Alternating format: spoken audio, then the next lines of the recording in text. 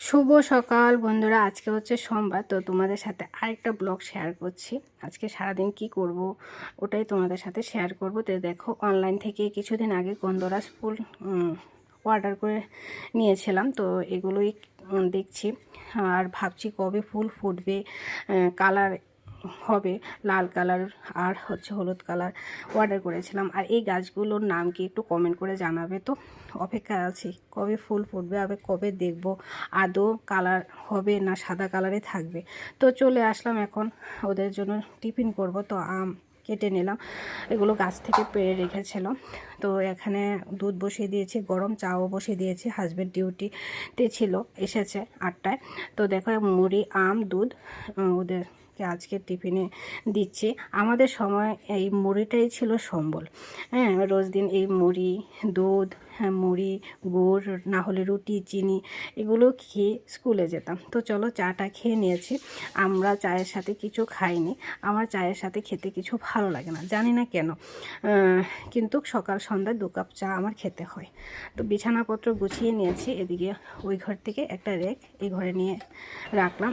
এখানে আরেকটা রেক ছিল, ওটা মেয়ে উপরে নিয়ে গেছে ওর রুমে। তো এদিকে রান্নাবান্না বসিয়ে দিয়েছি, খুব তাড়াহুড়ো লেগে গেছে, স্কুলে যাবে বাচ্চারা। তো এদিকে এয়ার ফ্রায়ারে শিমলা মরিচটা বসিয়ে দিয়েছি, ভাজা হয়ে যাবে। এদিকে রুটি করছি, ওদেরকে টিফিন দেব, আসবে 4:30 বিকেল। তো টিফিনে আজকে তরকারি করতে সময় পাইনি, তো আমার রুটি দিয়ে দিয়েছি, ওটাই খাবে আজকে ওরা। তো এদিকে রান্নাবান্না কমপ্লিট হয়ে গেছে। রান্নাটা তোমাদের সাথে আজকে লাস্টে শেয়ার করব কি রান্না করেছি।